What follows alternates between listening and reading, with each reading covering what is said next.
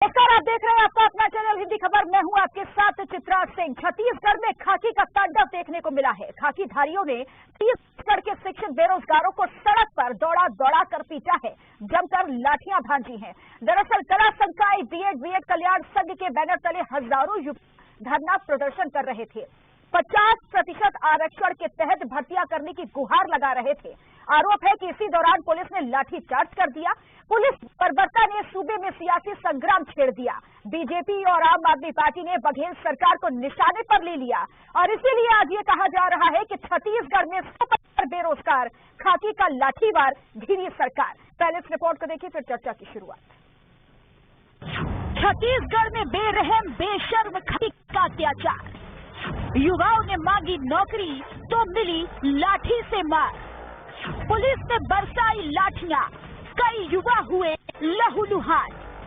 BJP ने छेड़ा बघेल सरकार के खिलाफ घमासान।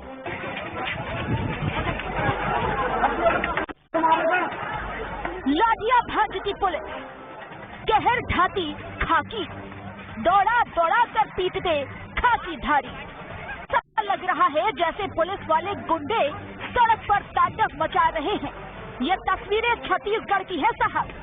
खाकी का ये जुल्म उन शिक्षित बेरोजगारों पर हो रहा है जो सरकार से नौकरी मांग रहे हैं। ये वही युवा है जिनके दम पर सरकार बनती है। ये वही युवा है जिनके भविष्य सवार के बड़े बड़े दावे किए जाते हैं, जिनको छत्तीसगढ़ का भविष्य कहा जाता है। लेकिन खाकी का ये कहर साफ बता रहा है कि कुर्सियों पर भाग्य विधाता किस कदर युवा पीढ़ी को कुचलने और उनके भविष्य को बर्बाद करने पर तुले हुए हैं। आंदोलन लगभग हमारा शांतिपूर्ण तरीके से ही चल रहा था, परंतु अचानक धरना स्थल में जब हमने लोगों को बुलाया रैली करने के पश्चात, तो अचानक पुलिस बुलाकर मार पीट कर सभी बेरोजगारों को वहां से खदेड़ा। ये हमें बुरा लगा। हमारे इतिहास में हम 2017 से छत्तीसगढ़ प्रशिक्षित बीएड संगठन आंदोलनरत रहा है, आंदोलन कर रहा है। ऐसा पहली बार हुआ है कि हमारे लोगों को पुलिस ने इस तरह मारपीट खदेड़ा है।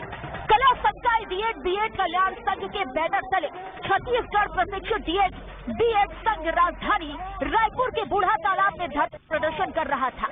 हजारों युवा जुटे थे। 10 मांगे सरकार के सामने रखी थी। 50% आरक्षण के तहत भर्तियां करने की गुहार लगा रहे। इन युवाओं का कसूर सिर्फ इतना था कि वो अपने हक के लिए आवाज उठा रहे थे, लेकिन छत्तीसगढ़ के खाकीधारियों को युवाओं की आवाज नहीं आई और उसे दबाने के लिए गुंडे बन गए। बेरोजगार युवाओं को पुलिस ने दौड़ा दौड़ा कर पीटा। आरोप है कि बेरहम बेशर्म वालों ने कुछ लड़कों को थाने में नंगा तक कर दिया। पुलिस की इस बर्बरता ने सूबे में सियासी संग्राम छेड़ दिया। बीजेपी और आम आदमी पार्टी बघेल सरकार को निशाने पर ले लिया।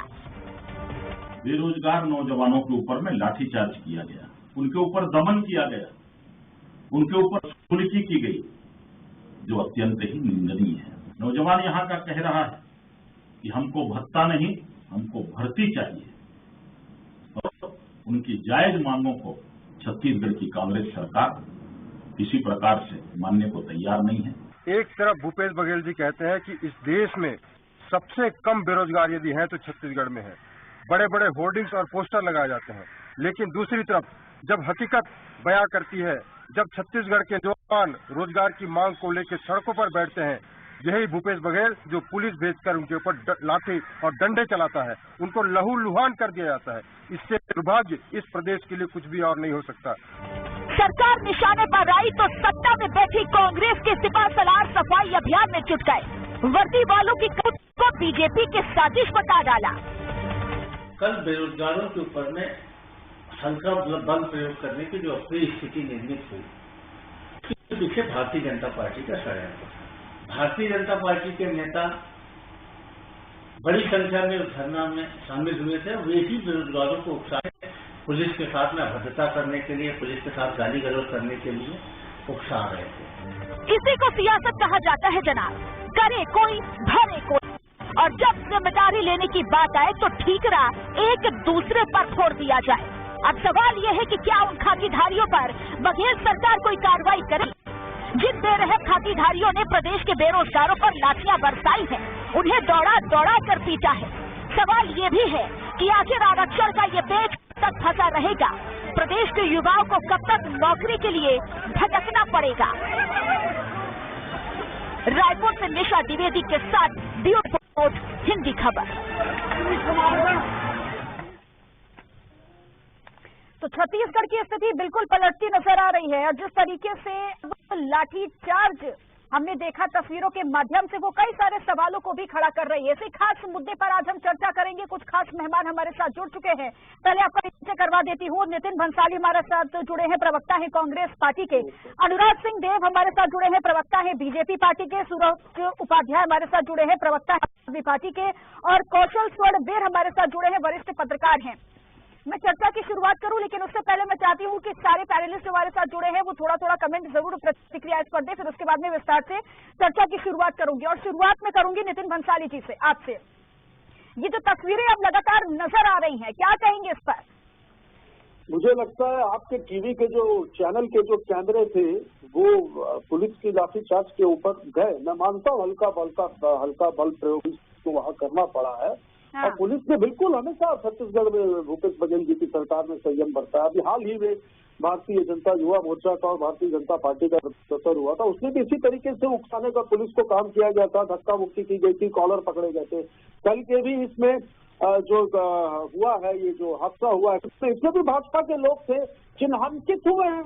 हम आपको नाम सहित शाम तक की सारी चीजें, वीडियो फुटेज और सारी चीजें आ जाएंगी, इससे पता चलेगा कि कौन लोग उन बेरोजगार में घुसकर ये उपद्रव मचा रहे थे। छोड़ा उनको नहीं जाएगा, कानून सबके लिए, क्योंकि वर्दीधारियों को भी इसमें चोट लगी। तो क्या ये कानून का जो लोग माहौल उड़ाएंगे, क्या ये उसे जो बेरोजगारों की जो मांगे हैं छत्तीसगढ़ सरकार संवेदनशील है। छत्तीसगढ़ सरकार ने रोजगार दिया है। छत्तीसगढ़ सरकार एक पहली सरकार है जो आने वाले सालों में 15 लाख युवाओं को रोजगार देने के लिए छत्तीसगढ़ राज्य रोजगार मिशन का गठन किया है। इसके अलावा आप देखिए लगातार शासकीय पहली प्रतिक्रिया है, मैं चाहती हूँ सब लोग थोड़ा कमेंट इस पर जरूर दे दें। ठीक है नितिन भंसाली जी, मैं लौटूंगी आपके पास। ठीक है, बेरोजगारी भत्ता देने की जो घोषणा की थी, ठीक है, मैं विस्तार से आपकी बात सुनूंगी। उससे पहले अनुराग सिंह जी, आप क्या कहेंगे इस पूरे मुद्दे को लेकर? छत्तीसगढ़ में देखिए, कांग्रेस की सरकार जो है ये वास्तव में भ्रष्टाचारी सरकार है, ये निरंकुश सरकार है, ये लाठियों की सरकार है। और ये बेरोजगारों के खिलाफ जिस तरीके की दमन की कार्रवाई, लाठीचार्ज जिस तरीके से 1 किलोमीटर में दौड़ा कर पीटा गया है, ये बताता है इनकी खिजियाहट को। ये लहूलुहान कर रहे हैं उन बेरोजगार नौजवानों को जो अपने अधिकार और हक की लड़ाई के लिए राजधानी में लोकतांत्रिक ढंग से प्रदर्शन कर रहे हैं। ये एक तरीके से ऐसे लोगों को प्रोत्साहित कर रहे हैं जो देहाती मानसिकता के हैं, और पुलिस उन पर कार्रवाई करने को छोड़कर बेरोजगार नौजवानों पर कार्रवाई कर दी। अभी 2 दिन पहले भुवनेश्वर साहू की हत्या जिहादियों ने कर दी, लेकिन उस पर कोई कार्रवाई नहीं हुई, उनको दमन करने का कोई काम नहीं हुआ। पुलिस का काम है कि बेरोजगार को दबाए, किसानों को दबाए, माता बहनों को दबाए। उसके बाद आप लोगों को ठीक है, रुक जाइए। ठीक है, रुक जाइए। सूरज उपाध्याय। चित्रा जी, बेरोजगारों के ऊपर जिस तरीके से कल लाठीचार्ज हुआ वो कांग्रेस सरकार का अमानवीय चेहरा है और पुलिस की निर्दयता प्रदर्शित करता है। जिस प्रकार से उनके ऊपर लाठीचार्ज किया गया, ऐसा लगता है जैसे वो अपराधी हो, वो अपना अधिकार मांग के, रोजगार मांग के सरकार से कोई अपराध कर रहे हो। जिस सरकार ने पूरे देश से ये झंझोरा पीटा हो कि मेरे यहाँ 0.01% बेरोजगारी है, तो इतने सारे बेरोजगार कहाँ से आ गए? फिर 2500 रुपए भत्ता देने की बात क्यों की गई? दूसरी चीज, मुख्य भंसाली जी सुनने का किया, सुनने का किया। अगर आपके मंत्री ने सदन के पटल पे 18,33,000 बेरोजगार होने का जानकारी प्रस्तुत किया है, और आपके मुख्यमंत्री जी 0.01 का डाटा देते हैं, पहले दोनों सेक्टर में सही क्या है? रुक जाइए, के करके बोलिए। नितिन भंसाली जी, यही चरित्र है चित्रा जी, यही चरित्र है। ठीक है, अब तीनों लोग शांत हो जाइए, आखिरी कमेंट में उनसे ले लेती हूँ। कौशल स्वर्णवीर जी, कौशल जी, ठीक है, मैं लौटूंगी। जी बोलिए। देखिए, निश्चित तौर पे कल जो घटना हुई है वैसी घटनाएं नहीं होनी चाहिए, क्योंकि युवा जो है वो अपनी मांगों को लेकर प्रदर्शन कर रहे थे। यदि उसमें कोई असामाजिक तत्व घुसकर निश्चित तौर पर ये घटना हुई, तो पुलिस की ओर से जो बयान जारी किया कि उसमें ये कहा गया कि पुलिस के साथ पहले झूमा झटके उस पर लाठीचार्ज हुआ। यही तरह की घटना हुई तो ये भी जांच का विषय है, क्योंकि युवा जो बेरोजगार युवा है वो प्रदर्शन के दौरान इस तरह का असामाजिक घटना नहीं कर सकता है।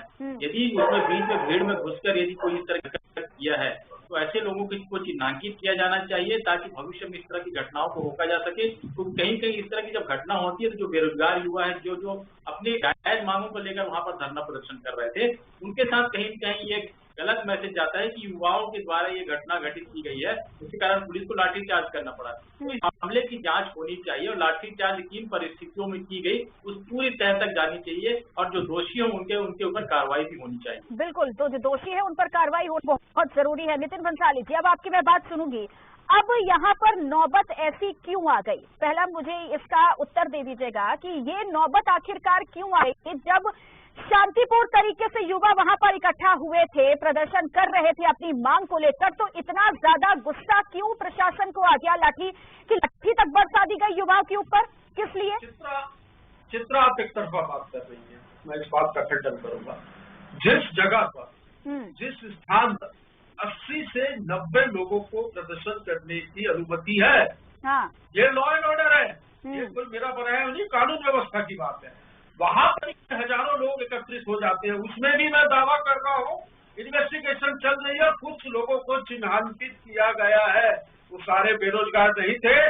इस भीड़ में भारतीय जनता पार्टी के गुंडे, मैं संज्ञान दूंगा, गुंडे शामिल थे, और उन्होंने पुलिस के साथ जो व्यवहार, पुलिस की कॉलर पकड़ी, पुलिस को धक्के मारे, पुलिस के साथ दुर्व्यवहार किया, कांग्रेस के लोग उकसाया, तो पुलिस को कानून व्यवस्था बनाए रखने के लिए हल्का बल प्रयोग करना पड़ा है। और आप देखिएगा इस बात की जांच भी होगी, बल प्रयोग सामने आएंगे, और जो तस्वीरें तो आपने देखी होंगी ना नितिन भंसाली जी, तस्वीरें तो आपने देखी है ना नितिन भंसाली जी, रुक जाइए अनुराग जी, तस्वीरें तो आपने देखी है ना भंसाली जी, तस्वीरें आपने देखी है ना, किस तरीके से दिखा रही है, किस तरीके से दौड़ा कर पीटा गया है, किस तरीके से दौड़ा कर पीटा गया है। अब आप यहाँ पर ये सोच रहे हैं कि आपको सवाल न करूँ? एक मिनट भंसाली जी सुन भी लीजिए, सुनने भी आए हैं ना कि आप क्या चाहते हैं कि अब मैं वही पूछूं जो आप चाहते हैं, ऐसा तो नहीं हो सकता ना। तस्वीरें मैंने देखी हैं, तस्वीरें सब कोई देख रहा है, दौड़ा युवाओं को मारा गया है, जिनको हम सुन रहे हैं, जिनकी बाइक लगातार आई है। क्या लग रहा है कि वो भी झूठ बोल रहे हैं जो युवा है वहाँ पर? देखिए, यदि वो इस हल्के प्रयोग के शिकार हुए तो इसके पीछे कौन है, ये भी आप इस चैनल में बताइए। जो भाई हमारे घर ठीक है, मैं आपके सवाल का जवाब भी ले लेती हूँ। ठीक है, मैं आपके सवाल का जवाब भी ले लेती हूँ। अनुराग जी वो कह रहे हैं कि ये जो भी कुछ हुआ, युवाओं पर लाठीचार्ज की गई है, इसके पीछे आपका हाथ है, यानी बीजेपी का हाथ है। देखिए चित्रा जी, एक तो सबसे आपत्तिजनक विषय ये है कि ये बेरोजगार भाइयों को अपराधी बोल रहे हैं, पहली बात तो ये। बिल्कुल नहीं। दूसरा, ये हल्का बल प्रयोग बोल रहे हैं, सिर टूट गया लोगों का, लोगों को 1 किलोमीटर दौड़ा के बेरहमी से पीटा गया, उसे ही हल्का बल प्रयोग कर रहे हैं। मतलब पुलिस की तरफ से जस्टिफिकेशन देने का काम कांग्रेस का प्रवक्ता आज कर रहे हैं इस डिबेट के अंदर, ये भी जनता देख रही है छत्तीसगढ़। अब प्रश्न ये है चित्रा जी कि विषय क्या है? विषय प्रदर्शन करने लोग क्यों आ रहे हैं, क्यों नौजवान उमड़ रहे हैं? क्योंकि इन्होंने झूठ का पुलिंदा गढ़ा कि 0.1% छत्तीसगढ़ की बेरोजगारी दर है, जो देश में सबसे कम है। तब 0.1% है तो 10,000 लोग क्यों आ जा रहे हैं प्रदर्शन में? क्यों 20,000 लोग घर द्वार छोड़कर आ जा रहे हैं? क्यों आज आपने प्यून की भर्ती निकाली बीएससी के माध्यम से 80 पद की, वो 2.5 लाख आवेदन वहाँ पर पेंडिंग है, पिछले 1 साल से उस पर कोई कार्रवाई नहीं हुई, वो कोई आगे नहीं बढ़ी। एसआई भर्ती थी, उस पर आज तक एप्लीकेशन हो गया, फॉर्म भर गया, आज तक कोई रिजल्ट का आता पता नहीं है। लोग करके टेट की परीक्षा देके भटक रहे नौकरी के लिए, कोई समाधान नहीं है छत्तीसगढ़ की सरकार। ठीक है, कोई समाधान नहीं है, फिलहाल तो नजर भी आ रहा है। सूरज उपाध्याय जी, अब यहाँ पर बीजेपी आरोप लगा रही है कांग्रेस पर, कांग्रेस आरोप लगा रही है बीजेपी पर कि कल जो कुछ भी हुआ, जो तस्वीरें लगातार सामने आई हैं ये लाठीचार्ज की, इसके पीछे बीजेपी का हाथ रहा है। युवा तो वहाँ पर बहुत ही कम थे, तो इसका समर्थन करते हैं आम आदमी पार्टी? देखिए, कांग्रेस का चरित्र ही यही है कि जब वो मुद्दे में फंसते हैं तो हल्ला गुल्ला चालू कर देते हैं।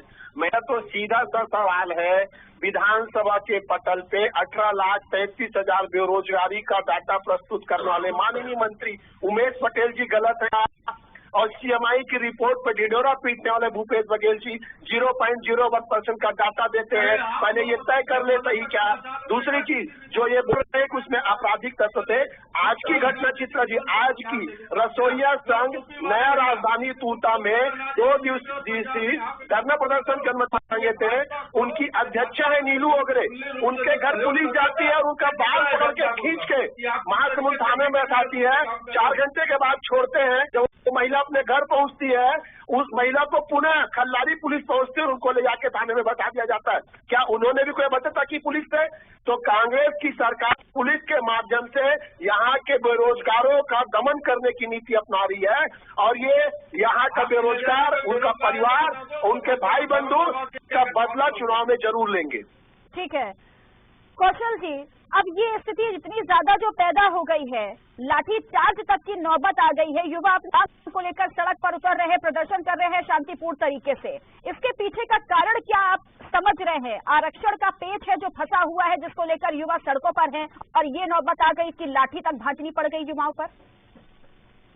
छत्तीसगढ़ में आरक्षण को लेकर राजनीति पिछले 5-6 महीनों से लगातार जारी है, और युवाओं की ये मांग थी कि जो केंद्र सरकार और जो सुप्रीम कोर्ट की जो गाइडलाइन है उसके मुताबिक 50% आरक्षण उनको दिया जाए। छत्तीसगढ़ सरकार ने निश्चित तौर पर 76% आरक्षण का प्रस्ताव विधानसभा में पारित किया है और राज्यपाल के पास ये लंबित है। लेकिन हमने देखा है कि हाई कोर्ट ने जब अपनी भर्तियां की, हाई कोर्ट ने अपनी स्वयं की जो भर्तियां की, उसमें जो केंद्र सरकार और सुप्रीम कोर्ट की जो गाइडलाइन है 50% आरक्षण, उसको उन्होंने वहां पे लागू कर दिया है। छत्तीसगढ़ के युवाओं की भी यही मांग है कि जो 50% जो आरक्षण है उसको राज्य में लागू कर दिया जाना चाहिए और उसके हिसाब से भर्ती प्रक्रिया शुरू कर देनी चाहिए। जब 76% का मामला सुलझेगा, 87% का मामला सुलझेगा, या 67% जो मामला भी कोर्ट में पेंडिंग है वो सुलझेगा, तब उसके हिसाब से भर्तियां हो जानी चाहिए। लेकिन अभी जो केंद्र सरकार और सुप्रीम कोर्ट की जो गाइडलाइन है उसको यथावत लागू किया जाए, ताकि जो भर्तियां हैं उसमें 50% आरक्षण में जो युवा आ रहे हैं उनको उनका कम से कम लाभ मिल सके। तो इसी मांग को लेकर वो कल प्रदर्शन कर रहे थे, और प्रदर्शन का रूप कुछ अलग हो गया। तो मुझे लगता है कि इस मामले की वाकई में जांच होनी चाहिए कि जो प्रदर्शन की जो दिशा को मोड़ने के लिए जिन्होंने काम किया है, लाठीचार्ज, उपद्रवता और इस तरह की जो घटनाएं हुई है, इसके पीछे कौन लोग हैं ये सामने आना चाहिए। क्योंकि इस घटना के बाद जो युवाओं की जो असली मांग है, जो आरक्षण की जो मांग है, वो कहीं कहीं दबती नजर आ रही। तो मुझे ऐसा लगता है कि युवाओं के साथ अन्याय हो रहा है, तो उस दिशा में भी सरकार को पहल करनी चाहिए कि जो 50% आरक्षण की जो मांग उनके द्वारा की जा रही है, क्या वो जायज है, और यदि है तो उसको लागू कर दिया जाना चाहिए, ताकि बाकी आरक्षण का फैसला जब तक नहीं हो जाता है। ठीक है भंसाली जी, युवाओं की आवाज को दबाने की कोशिश की जा रही है क्या यहाँ पर? सवाल, और दूसरा सवाल ये भी कि 50% आरक्षण की बात लगातार की जा रही है, तो इस पर पेच क्यों अटका हुआ है? हम 76% की लड़ाई लड़ रहे हैं। 58% आरक्षण पास नहीं हुआ तो 76% आरक्षण कैसे पास करा लेंगे आप?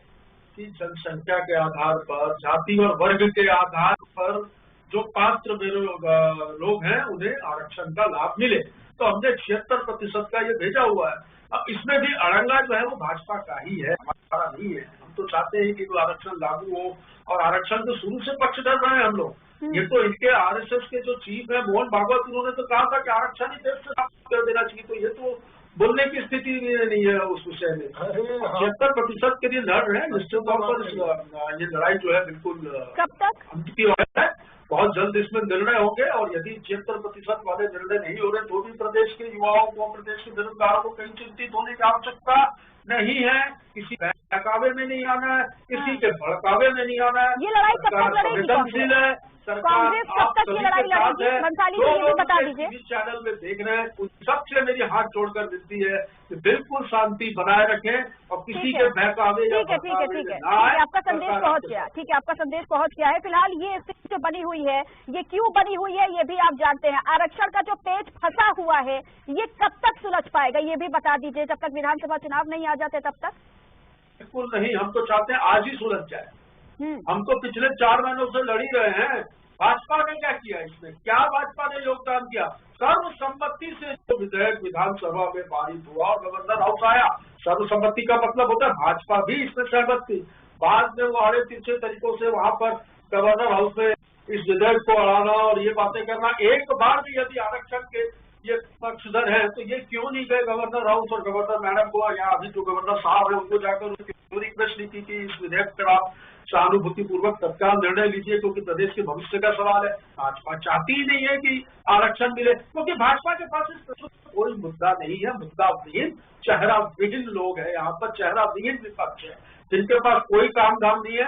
तो ये किसी के भी प्रदर्शन में, आंदोलन में 25-100 लोग घुस जाते हैं और वहां पर उपद्रव मचाते हैं और अपनी राजनीतिक रोटियां। ठीक है अनुराग जी, इनके सवाल का जवाब भी दीजिए। वो कहते हैं लगातार ये कांग्रेस की क्या है कि राज्यपाल बीजेपी के इशारे पर चलती है और अब ये 76% आरक्षण की जो पाई थी ये फाइल को क्यों दबा के रखा हुआ है, क्योंकि समय ही तो बढ़ता जा रहा है ना। और नुकसान यहाँ पर किसका हो रहा है? बीजेपी, माफ कीजिएगा, युवाओं का नुकसान हो रहा है। ऐसे में एक दूसरे पर कटाक्ष करने से बेहतर है कि यहाँ पर बातचीत की जाए छत्तीसगढ़ की जनता के बारे में, तो कम से कम कुछ सुलह तो हो जाएगी, स्थिति तो बदलेगी युवाओं की कुछ। चित्रा जी, आरक्षण का तो मुद्दा ही नहीं है। आरक्षण का यहाँ पर इस लाठीचार्ज से कोई नौजवान जो आए थे वो पूछने आए थे कि आज से 2 साल पहले जो आपने एसआई की भर्ती की थी उसका परिणाम क्या हुआ। ये पूछ रहे हैं कि हम जो 2 साल से बीएड गेट की परीक्षा पास कर रहे हैं, हमको नौकरी क्यों नहीं मिली। जो चपरासी के पद एसी के माध्यम से 2.5 लाख युवाओं ने जो फॉर्म भरा था वो 2 साल पहले भरा था, उसका परिणाम आज तक क्यों नहीं आया। आरक्षण का पेज तो अभी आया है और आरक्षण का पेज आया नहीं है, आरक्षण का पेज इन्होंने फंसाया है। जब इनको पता है कि 50% से ऊपर के संदर्भ में कोर्ट के कुछ रिस्ट्रिक्शंस है, तो बिना कानूनी उपबंध किए, बिना कानूनी प्रावधान किए, बिना कानूनी इनिशिएटिव किए इन्होंने जिस तरीके से उसको मनमानी तरीके से विधानसभा इसी प्रकार का विधेयक कर्नाटक में आता है, पारित किया, उससे इनका षड्यंत्र तो पता चलता है। ये भर्ती नहीं करना चाहते, ये तो बेरोजगारों को बेरोजगार हम तो रोजगार देना चाहते हैं, रोजगार दे रहे हैं। आप लोगों ने क्या किया था? आप लोगों के शासनकाल में सारे इंजीनियरिंग कॉलेज बंद हो गए, 40 लाख युवा इस प्रदेश में बेरोजगार थे, ये घाटा बताता है। ये है छत्तीसगढ़ सरकार का असली चेहरा। छत्तीसगढ़ आज कर्ज के 70,000 करोड़ रुपए के कर्ज के बोझ तले दबा हुआ है। भविष्य में नौजवानों का क्या होगा? गुजरात छत्तीसगढ़ शिवराज मामा लगा हालत खराब है और भ्रष्टाचार का यहाँ पर बात मत करो भाई। हमने आप लोगों के जैसे कर्जा जो है वो पूंजीपतियों को लाभ पहुंचाने के लिए नहीं लिया है, गरीबों को भ्रष्टाचार व्यवस्था को सुधारने के लिए कर्ज लिया है। का काम कांग्रेस ने किया है। और चित्रा जी, सबसे महत्वपूर्ण बात इस डिबेट की बताना है, ये जो धरना स्थल है इसको इन्होंने परिवर्तित करके नया राजधानी यहाँ 20 किलोमीटर दूर रख दिया ताकि लोग डेमोक्रेटिक ढंग से प्रदर्शन में जनता और जो करेगा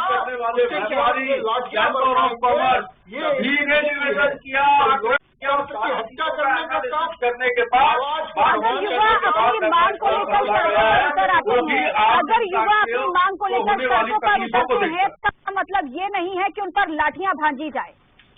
उन्होंने आपको सत्ता पर बैठाला है, उनकी उम्मीदें हैं आपसे, और इसका मतलब ये नहीं है कि आप जात पर लाठियां भांजेंगे और फिर उसके बाद कई तरह के सवाल खड़े हो जाते, सवाल पूछे जाएंगे तो फिर निशाना दूसरी पार्टी पर साधा जाता है। लेकिन सूरज उपाध्याय जी, अब स्थिति इसको नियंत्रण में कैसे लाई जाएगी, क्योंकि कांग्रेस बीजेपी पर निशाना साध रही है और बीजेपी कांग्रेस पर निशाना साध रही है, लेकिन नुकसान तो यहाँ पर युवाओं का हो रहा है। और अब आने वाले विधानसभा चुनाव की स्थिति क्या बनेगी फिर? चित्रा जी, भूपेश सरकार की न तो नियत है ना ही इच्छा शक्ति है रोजगार देने के मामले में।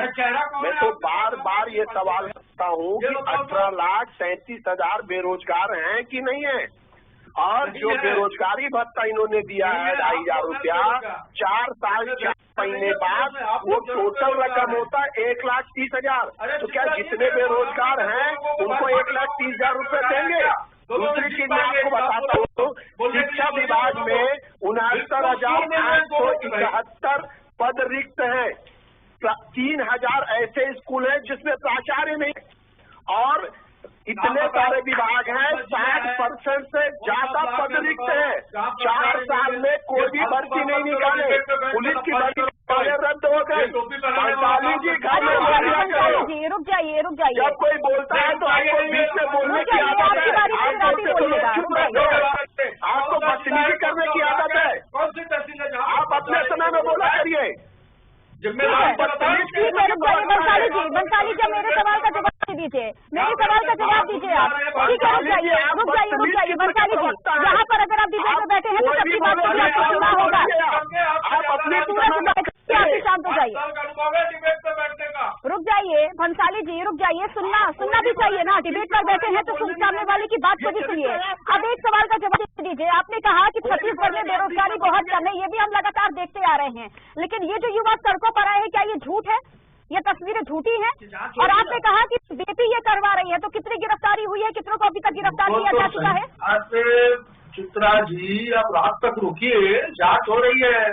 सीसीटीवी कैमरे, वीडियोग्राफी, सब चीजों को देखा जा रहा है। इतना समय लग जाता है, हो भी गए हैं, इतना समय लग जाता है। मत करिए। अब बाद में जब कार्रवाई होगी तब बोलेंगे कि ये भारतीय जनता पार्टी के लोगों को जबरदस्त बताएंगे। नहीं भाई, जिन्होंने कानून व्यवस्था को अपने हाथों में लिया है, कानून व्यवस्था को तोड़ा है, मैं जानता हूँ यदि वो एक्चुअल बेरोजगार साथी होंगे तो भी ऐसा नहीं करेंगे। पुलिस के कॉलर को नहीं पकड़ेंगे, पुलिस के साथ हाथापाई नहीं करेंगे। ये भारतीय जनता पार्टी के गुंडे हैं। मुझे तो अब पक्का विश्वास है भ्रष्टाचारी सरकार है। इन लोगों ने वहाँ पर कानून व्यवस्था को ध्वस्त करने का काम किया है, जिसमें पुलिस ने हल्का किया है। पुलिस ने बहुत हद तक संयम बरता है, पर कहीं पे ऐसा लगा होगा कि यहाँ पर स्थितियां जो है ये बिगड़ रही है।